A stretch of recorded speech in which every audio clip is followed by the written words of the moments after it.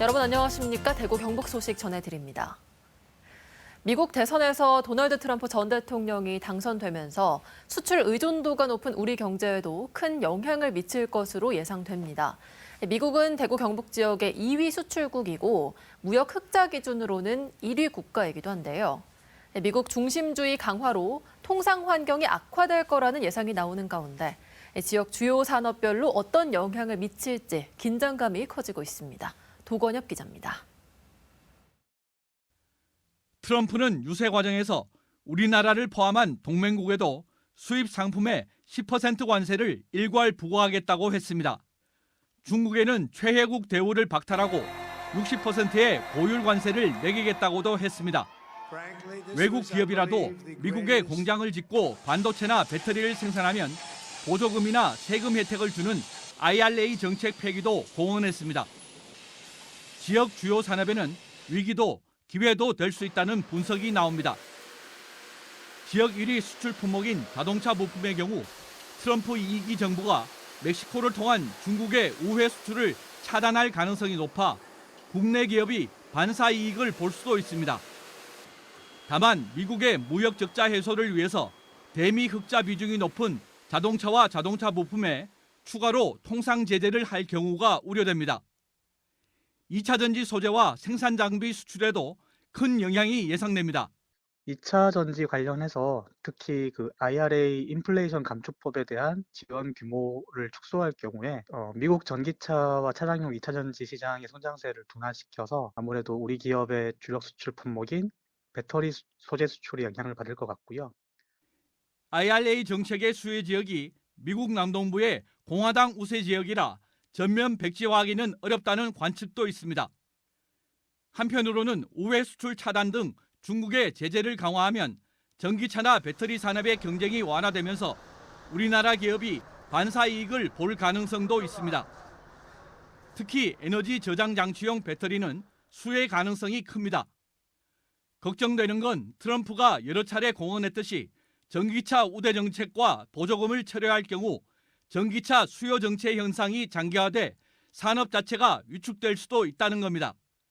한국무역협회는 트럼프 2기 한미 통상 환경이 악화되는 건 불가피할 거라며 대미 투자를 적극적으로 하면서 한미 협력을 강화할 수 있는 방법을 찾아야 수출에 미치는 부정적인 영향을 줄일 수 있을 것으로 전망했습니다.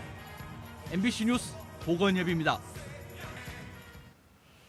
윤석열 대통령 대국민 담화에 대해 지역 정당에서도 혹평을 쏟아냈습니다. 더불어민주당은 대통령이 끝내 국민을 저버리고 김 여사를 선택했다고 비판했고 조국혁신당은 탄핵의 필요성만 키운 동문서답이라고 평가했습니다. 정의당 대구시당은 성명을 내고 국정농단 피의자가 무능함과 무책임함을 자백한 피의자 신문 자리였다고 평했고 진보당 대구시당은 논평을 내고 열불난 국민의 가슴에 뜨거운 기름을 부었다고 비판했습니다. 지역대학교가 신입생을 모집하고 있는데 학령 인구 감소, 또 수도권 집중 등으로 애를 먹고 있습니다. 최근 지역의 한 대학교는 사회학과와 법학부, 전자전기공학부 등도 없애기로 결정했는데요. 학생들은 사라지는 학문을 애도한다며 장례식을 치렀습니다. 지방대학의 위기가 기초학문의 소멸로 이어지고 있는 건데요. 손은민 기자가 전해드립니다. 국화로 둘러싸인 단상 위에 영정사진 대신 사회학과 글자가 적혔습니다. 학생들이 그 앞에 꽃을 올리고 묵념합니다. 캠퍼스 안에 차려진 이곳, 학과의 죽음을 애도하는 장례식장입니다. 아쉬운 것 같고 사회는 존재하는데 사회학이 없어지는 게 아직은 잘 모르겠지만 추후에는 조금 크게 다가올 것 같습니다. 대학이 내년부터 사회학과에 신입생을 뽑지 않기로 하자 학생들이 해마다 열던 학술제를 추모제로 바꿔 연 겁니다. 6년 뒤엔 학과가 아예 사라집니다. 올해 입학한 신입생도 졸업생도 불안과 걱정이 앞섭니다. 전과를 해야 되나 아니면 뭐 편입을 준비해야 될까 사회학과에 남아있는 게 맞을까 그런 얘기들을 서울권에 있는 대학에서 이제 공부를 하면 되지 않냐라는 얘기가 많은데 로컬을 연구하기 위해서는 지방에 있는 사회학이 분명히 있어야 된다고 생각을 하고 있기 때문에 이 학교에서 이번에 폐과가 결정된 학과만 6개입니다. 수년째 신입생 정원을 채우지 못한 곳들입니다. 대학은 수요가 있는 방향으로 학과를 계속 개편할 수밖에 없다고 말했습니다. 가장 빠르게 사라지는 건 인문사회, 자연과학 같은 기초학문들입니다. 성과가 당장 시장에서 드러나고 입증되지 않으면은 그러한 학문들을 소외시키거나 대학 밖으로 좀 내모는 그런 현상으로서 우리나라 대학들에서 인문사회계열 혹은 기초학문들이 사라져가고 있는 것은 틀림없는 사실로 보입니다. 학령 인구 감소와 수도권 집중 현상으로 지방의 대학 소멸은 갈수록 과속화하고 있습니다. 인구 감소가 결국 지방 대학의 위기로 이어지면서 종합적인 사고를 키울 수 있는 기초 학문이 지역에서 가장 먼저 사라지지 않을까 우려됩니다. MBC 뉴스 손은민입니다. 대구 경북 행정통합에 관한 경상북도의 첫 주민설명회가 오늘 포항에서 열렸습니다. 경상북도는 대구 경북 특별시로의 통합이 지역 발전의 새로운 동력이 될 것이라고 설명했지만 지역 주민들은 의견 수렴이 부족한 졸속 추진이라며 냉담한 반응을 보였습니다. 장성훈 기자입니다. 경상북도는 대구 경북 특별시로 통합되면 정부의 권한 이양과 특례 지원으로 자체적인 대규모 개발 사업이 가능해져 획기적인 지역 발전이 가능하다고 설명했습니다. 울진, 포항, 경주권의 이런 원자력 수소 벨트에 이런 특구들을 중앙정책과 관계없이 우리가 특구를 지정할 수 있는 이런 특례입니다. 경상북도의 행정통합 로드맵은 10월부터 주민의견 수렴과 시도의회 의결을 거쳐 내년 7월에는 대구 경북 특별시를 출범한다는 계획입니다. 하지만 지역의 반응은 냉담했습니다. 시군에 대한 충분한 의견 수렴 절차 없이 경상북도가 정부 중재안을 전격 수용하면서 졸속 추진 논란이 불거졌기 때문입니다. 포항시에서는 충분히 의견이 전달되지 않았다. 그 과정에서 이미 합의를 지금 중재안 합의하시고 사인하시고 지금 설명회 하는 것 자체가 굉장히 형식적이고 요식행위다라는 말씀 좀 드리고, 특히 의견 수렴 절차가 대구광역시 의회와 경상북도 의회의 의견 청취를 원칙으로 한다고 정해진 건 지방자치와 민주주의를 무시한 행태라며 주민 의견을 직접 묻자는 의견도 나왔습니다. 주민투표 관련해서는 지금이라도 명확하게 실시해야 된다라는 의견을 또 드리겠습니다. 이번 설명회에는 안동 지역 주민 30여 명도 참석해 행정통합 반대 입장을 표명했습니다. 이거는 진짜 아닌 것 같아. 그러니까 설명 하나 없이 갑작스럽게 그리고 행정통합 이렇게 한다는 거는 저희들은 이만큼 생각 뭐하고 살았으니까. 주민 설명회에 앞서 포항 지역 시민사회단체들은 이번 행정통합을 주민 의견 수렴 없는 행정 독재라며 경상북도를 규탄했습니다. 아무리 결과가 좋더라도 과정이 올바르지 않으면 그것은 행정 독재가 되어버리고 만다고 생각합니다. 경상북도는 행정통합 승인은 오랜 기간에 걸친 논의 결과로 갑작스러운 결정이 아니며 특별 법안에는 자치권 강화와 여러 특례 사업들을 담고 있다며 주민들의 관심을 부탁했습니다. MBC 뉴스 장성훈입니다. 경북도의회 행정사무감사가 시작된 가운데 도교육청 감사에서도 이 행정통합 문제가 도마 위에 올랐습니다. 앞서 대구에 통합됐던 군위군의 작은 학교들이 통폐합 대상에 포함됐는데 만약 경북 전체가 대구와 통합을 하면 작은 학교들이 줄지어 사라지는 게 아니냐는 우려가 도의회에서 나온 겁니다. 이도훈 기자가 보도합니다. 지난 17일 대구교육청을 상대로 열린 국회 국정감사. 강은희 대구시 교육감은 대구에 편입된 군위군의 작은 학교를 묶어서 통폐합하는 게 아이들을 위한 일이라고 주장했습니다. 초등학교의 경우 거점 학교까지 40km에 달하고 편도 1시간이 걸립니다. 이 학생들의 안전이나 학습권 제대로 보장될 수 있다고 보십니까? 서너 명 밖에 없는 교실에서 수업을 하고 있습니다. 선생님은 최대한 노력하고 계시지만 시스템의 한계를 저는 극복할 수는 없다고 봅니다. 군위읍에 있는 군위 초중고를 제외한 나머지 읍면 학교를 통폐합하겠다는 겁니다. 이런 대구의 강력한 작은 학교 통폐합 기조가 대구 경북 행정통합 이후 경북 전체로 옮겨 붙을 거란 우려가 도교육청 행정사무감사 내내 쏟아졌습니다. 군위를 그렇게 지금 해가고 있는 거예요. 그렇기 때문에 이거 우리가 통합이 자칫 잘못해가지고 대구 교육청의 어떤 방향이라든지 이런 부분에 이런 뭐 딸려간다든지 하면 이거 경북 곳곳에 줄 초상 나고 이거 난리 나고 안 하겠어요, 이거. 경북 전체 학교의 60% 가까이가 전교생 100명 이하의 작은 학교입니다. 이런 상황인데도 경북교육감이 행정통합에 대해 이렇다 할 반대 목소리를 내지 않은 데 대해 질타가 이어졌습니다. 주요 보직에서 또 밀릴 수도 있고요. 또 구조조정으로 인해 가지고 또 조기 퇴직도 할 수 있고 이런 중요한 현안들이 많이 있는데도 불구하고 교육청의 교육감님은 실무자급으로 지금 격하가 돼 있는 것 같아요. 막 시작된 행정통합 논의에서 교육 현안은 여전히 베일에 쌓여 있다며 구체적 설명이 필요하다는 지적도 쏟아졌습니다.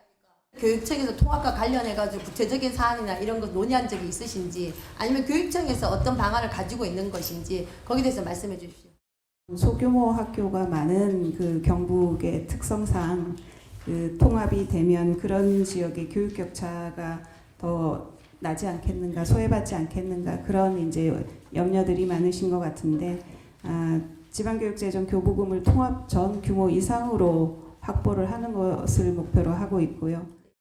경북교육청은 통합특별법에 담길 교육 관련 법령은 경상북도와 아직 협의 중이라고만 밝혔습니다. 다만 면적이 넓은 경북의 교부금 액수와 학교 수가 대구보다 많기 때문에 대구의 논리만으론 작은 학교 통합이 추진되긴 어려울 거라고 설명했습니다. 경북도의회의 행정사무감사는 오는 20일까지 이어지며 내일은 안동의 한국국학진흥원과 안동의료원, 예천의 경북도립대를 포함한 11곳을 대상으로 진행됩니다. MBC 뉴스 이도은입니다. 오늘이 겨울의 시작을 알리는 절기상 입동이지만 단풍은 이제서야 뒤늦게 절정을 이뤘습니다. 초여름 수준의 가을 더위 때문인데요. 오랜만의 일은 아닐 거라고 합니다. 엄지원 기자입니다. 부석사의 만추. 오색 찬란하진 않지만 짙은 채도로 수수하고 점잖게 물든 가을색이 천년 고찰과 절묘하게 어우러집니다. 황금빛 은행나무 숲을 지나 무량수전 앞에 올라서면 펼쳐지는 소백산 능선도 또 하나의 선물입니다. 조금 더 오랫동안 머무르면서 감상할 수 있는 곳인 것 같아서 조용한 분위기랑 너무 잘 어울리는 것 같습니다. 고적한 산사의 가을 풍광은 외국인에게 더욱이 이색적입니다. 길거리에서 보는 것보다 조금 더 자연도 있고 조용하고 그리고 색깔도 좀 눈에 띄게 나와서 굉장히 예뻐요. 특별합니다. 단풍 명소로 손꼽히는 청송 주황산과 주산지, 문경세제도 지난주부터 단풍이 절정을 이뤄 행락객들의 발길이 끊이지 않고 있습니다. 하지만 올해 단풍은 역대급으로 늦었습니다.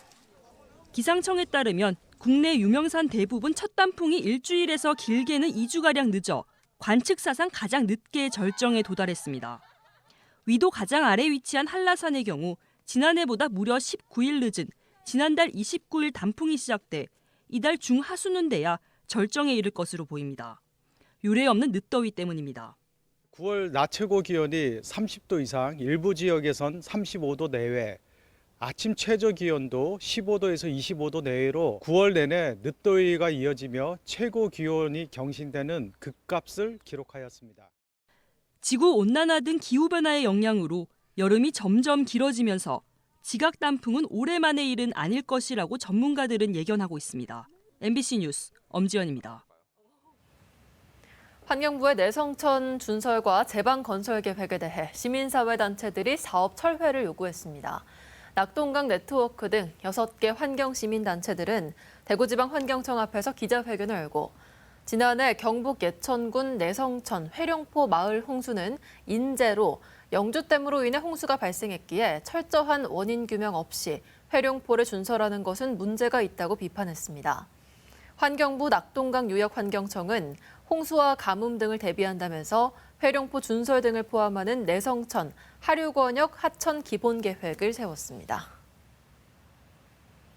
경북대학교는 오늘과 내일 이틀 동안 인문국제학술대회를 엽니다. 올해로 9회째를 맞는 이번 국제학술대회는 미국과 중국, 러시아 등 7개국 37명의 한국학 전문가들이 참여해 글로벌 한국학 현황과 과제라는 주제로 발표와 토론이 이어집니다.